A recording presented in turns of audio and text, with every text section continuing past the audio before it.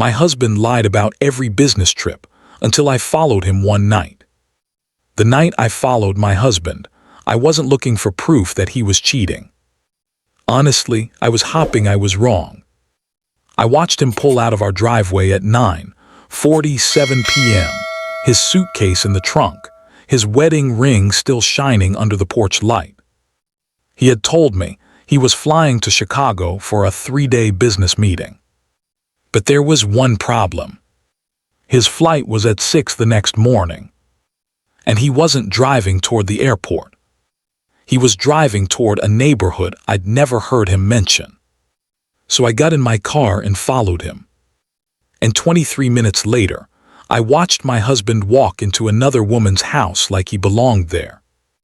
My name is Claire, and I've been married to Daniel for 8 years. We weren't one of those couples who fought all the time. That was almost the problem. We had a comfortable life. A nice house in Ohio, 2 cars, a dog named Cooper, weekend breakfasts at the same little diner, Christmas with my parents, Thanksgiving with his. Daniel worked in sales for a medical equipment company, so business trips were normal. At least that's what I thought. He'd travel 2 or 3 times a month. Chicago, Atlanta, Dallas, Denver. Sometimes he'd be gone overnight, sometimes 3 days. And every time he came home, I'd ask the same question. How was the trip? He'd kiss my forehead and say, exhausting. Then he'd throw his suitcase in the laundry room and disappear into the shower. I never thought much about it, until the little things started changing. He stopped telling me where he was going unless I asked. He started keeping his phone face down. He changed his password. And whenever I asked about a trip, his answers became strangely vague. Same hotel. Same clients. Nothing exciting. I told myself not to become one of those suspicious wives who searched through their husband's phone every time he went to the bathroom.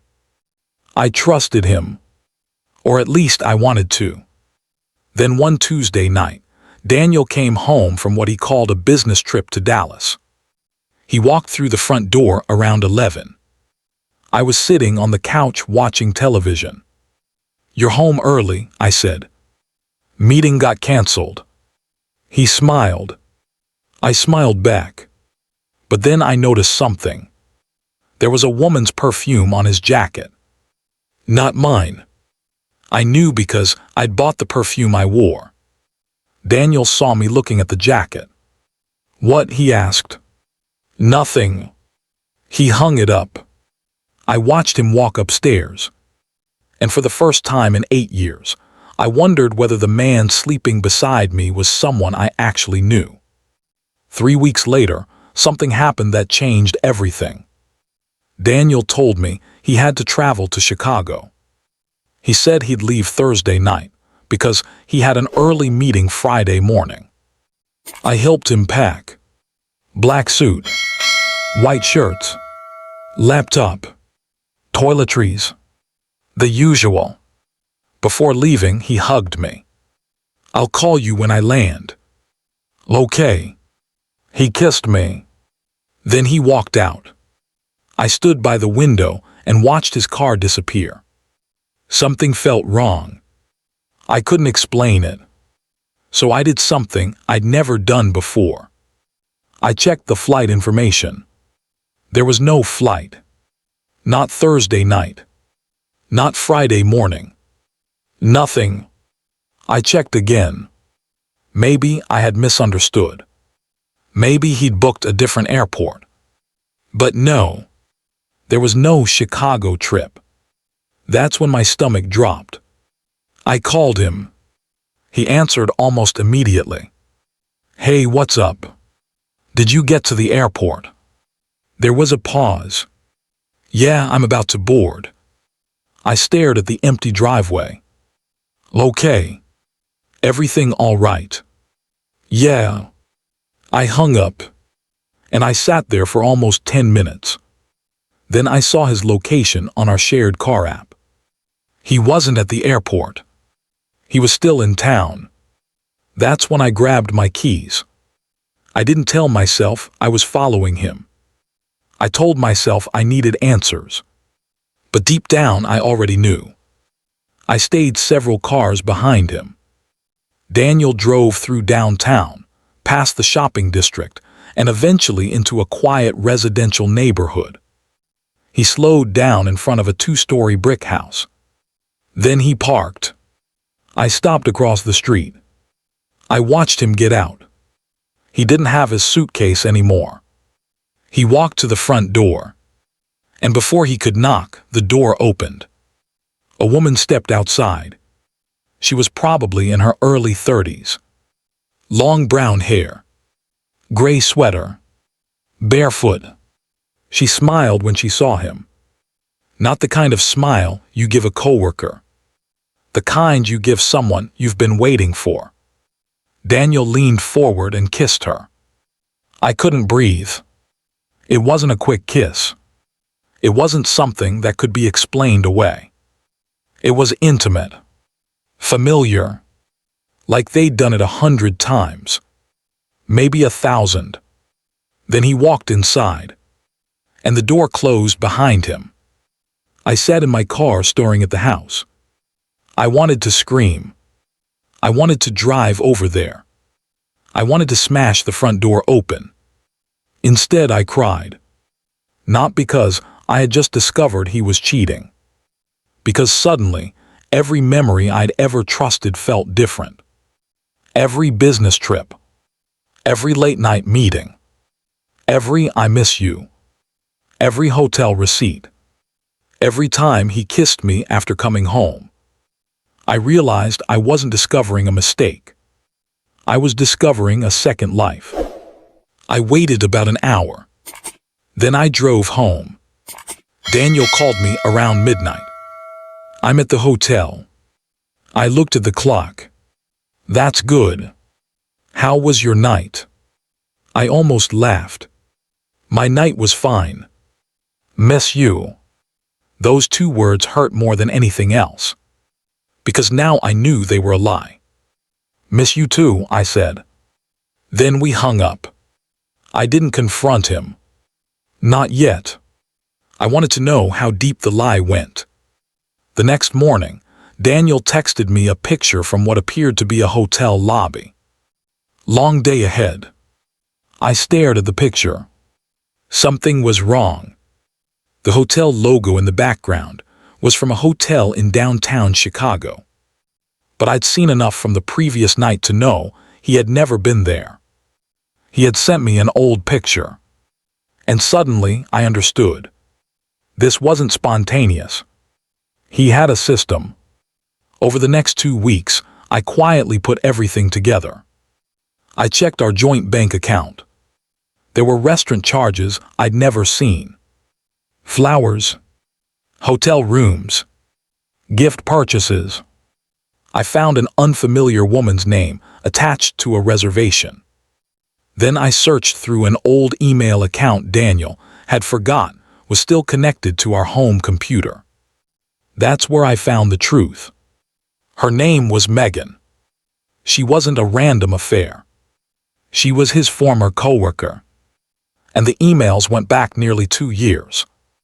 2 years. There were messages about trips, dinner reservations, apartment listings, even conversations about moving in together. Then I found one email that completely destroyed me. Daniel had written, "I can't leave Claire yet, it would destroy everything." Megan replied, "Then stop pretending you love her." And Daniel answered, "I do care about her, but I'm in love with you." I read that sentence 3 times. Not because I didn't understand it. Because I did. The next night, Daniel came home. He walked into the kitchen carrying flowers. "These are for you." I looked at them. "Thank you." He smiled. "You okay?" "Yeah." Then I asked, "How was Chicago?" He didn't even blink. Busy. Did you see Megan? His face changed. Just slightly. But I saw it. His smile disappeared. What? Megan. He put the flowers down. Who told you about Megan? That was my answer. Not denial. Not confusion. Not I don't know anyone named Megan. Just one sentence. Who told you? I looked at him. Nobody. Silence. Then I said, I followed you. He sat down.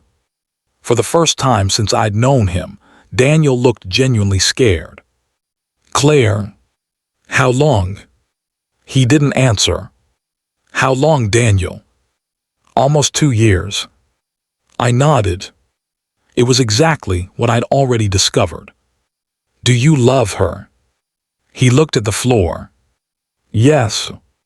That answer broke something inside me. But strangely, it also gave me peace. Because I'd spent weeks wondering if I was imagining things. I wasn't. Daniel begged me to give him another chance. He said the affair was complicated. He said he was confused. He said he never meant to hurt me. I listened. Then I asked him one question. How many times did you lie to me? He couldn't answer. Because there wasn't a number. There were hundreds of lies. Maybe thousands. The cheating wasn't just the kisses. It was every fake flight. Every fake hotel. Every fake business meeting. Every time he looked me in the eyes and chose to lie. I told him to leave that night. He stayed with a friend. 3 months later, our divorce was finalized. Daniel eventually moved in with Megan. For a while, I thought that meant they had won. They got what they wanted. Each other. But 6 months later, I heard they had broken up. Apparently, Daniel had started traveling again. Only this time, Megan didn't trust him.